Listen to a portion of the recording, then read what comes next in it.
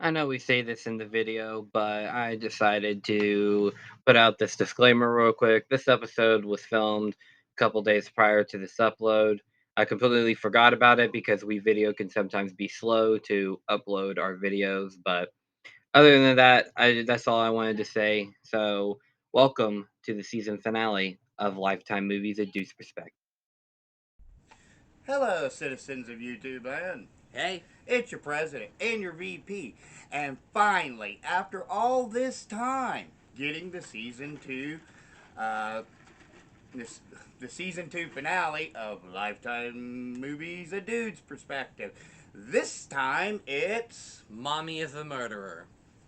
yeah, it's a 2020 movie that we found on Hulu. And it's a movie about a woman who suspects that the child of another mother may not be her own. Yep, and it turns out it was actually true. All of it was true.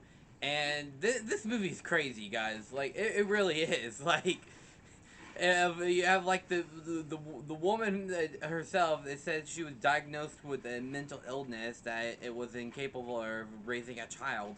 I'm like, what was it? Paranoid schizophrenia, like What? borderline personality disorder. Like, what was it?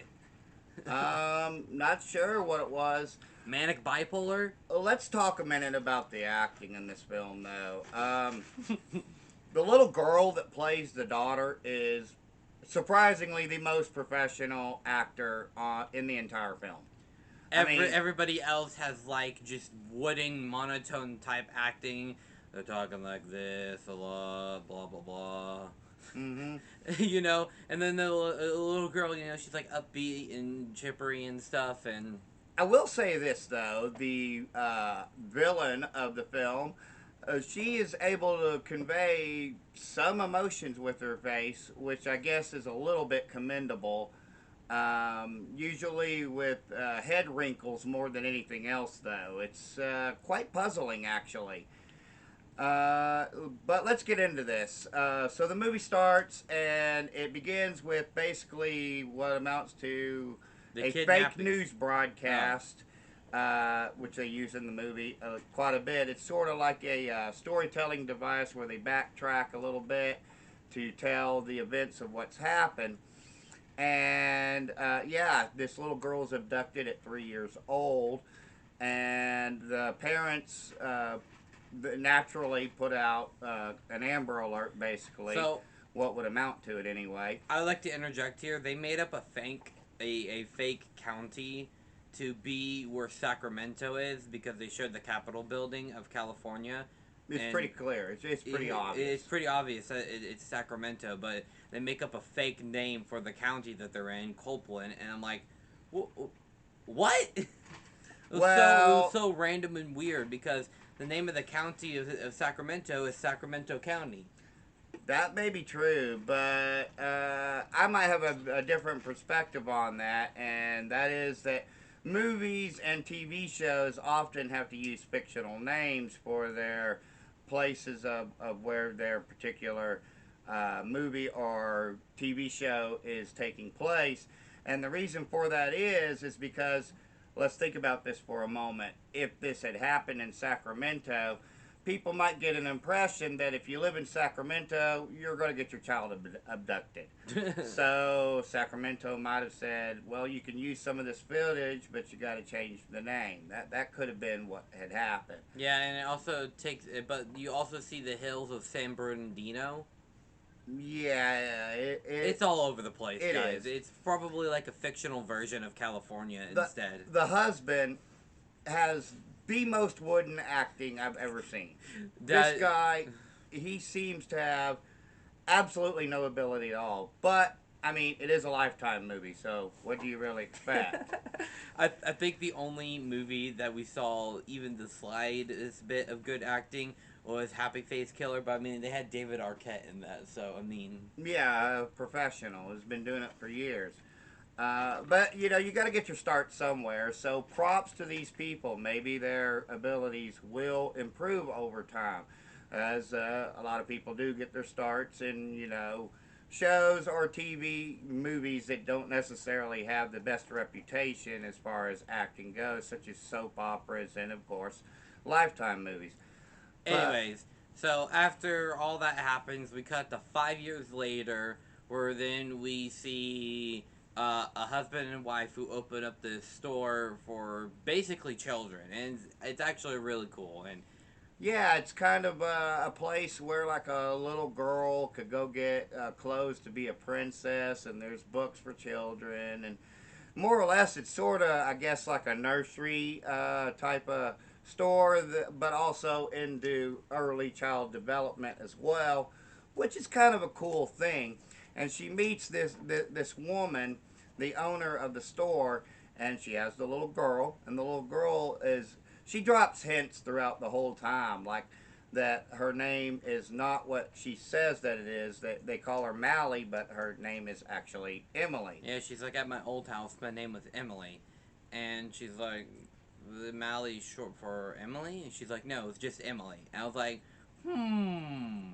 And so the mother of the child, she develops a friendship with the owner, and she invites her friends to come in, and they're going to have this nursery.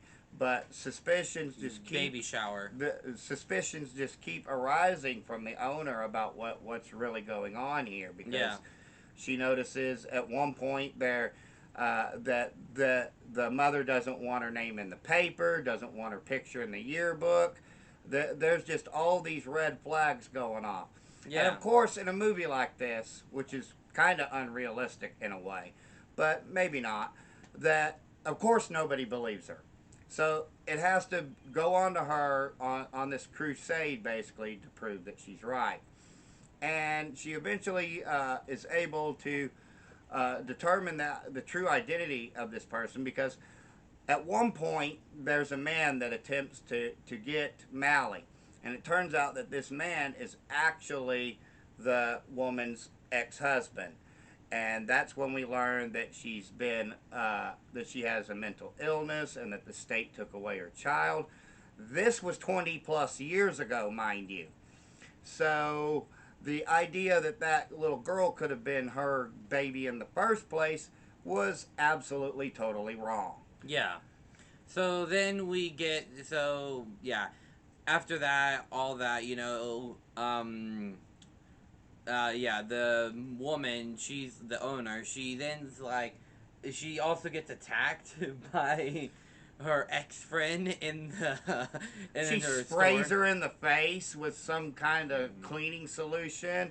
and yeah, Yeah. And the ex husband, by the way, gets stabbed as he attempts to break into the house to get the little girl. So there's these situations.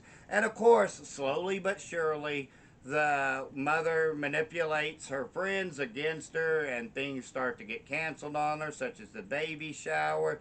And she's reported to the police, and the police come, and they wanted she was going to file a restraining order on her, oh yeah, and also the fact that her other friend gets carbon monoxide poisoning.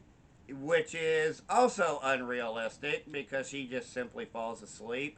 Which is not true on how carbon monoxide poisoning actually works, which we can experience.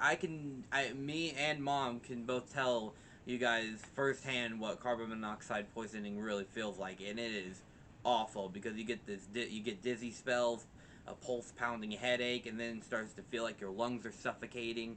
Yeah, it's pretty dangerous. So it all leads up to this big climactic conclusion, which happens to take place at this point overlooking the city, which the husband, ex husband, excuse me, had taken her to previously, and she really enjoyed it. So the woman is able to track her down after several attempts at different hotels and whatnot, and she tracks her down to there, and she makes the claim that uh, They found her they daughter, found her daughter, and she which they says really didn't. no, they really didn't. Uh, this leads to the This leads to the funniest moment in the entire film. because you could hear clear the police officer shout, "Police, drop the gun, get your hands up." But what's really funny is that he still it shows the scene. It shows the cop getting out of the car as he's supposedly saying this, and the police officer isn't even saying anything. You can clearly see his mouth not even moving. Who knew that you could They're just so cheap. also, let me get this out. I'm sorry. Also, who knew that you could just communicate words with your mind? That you don't even have to open your mouth. You learn something new every day. It broke me when I first saw this because Dad didn't see this at first. So I'm like, "Dad, did you not even see that?" And he's like, "See what?" So I rewind it and I'm like, "His mouth is not even moving." It broke both of us, guys. Now, I gotta be honest though. I was really hoping for more craziness. Ugh. The movie is crazy, but I was hoping for the over the top freak out moment that really didn't happen. I mean, it did at the end, but it's nothing compared to, say, Pool Boy Nightmare, which we covered before.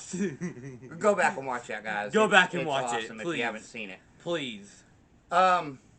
So, I guess we need to get into the final rating for this. I give it a 2.5 out of 5. What say you? Also a 2.5 out of 5.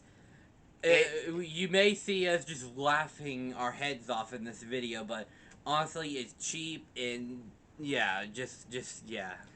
I mean, it might be fun for the adults out there to make a drinking game out of it, but and it's good for a laugh, but it's not something that you're gonna get any kind of real satisfaction or emotional impact out of, because these stories have been done way better. One that truly comes to mind is The Hand That Rocks the Cradle. That is a very good thriller. We might cover that someday. But of course, if you have seen Mommy's a Murderer and you think that it's the worst Lifetime movie out there, well, it is not by no means the worst. But hey, just remember, we're just two idiots with a digital camera. Our opinions do not matter, except they actually do, because we have a YouTube show, except they actually don't. So, having said all that, guys, stay tuned next time where it will be a comic book review. Which one is it? Stay tuned and you'll find out. Or maybe another movie review. Maybe. Surprise. You'll just find out when it happens. Yep. But hey, there's only one more thing left to say, and that is Peace and love from Denny and Son. Bye.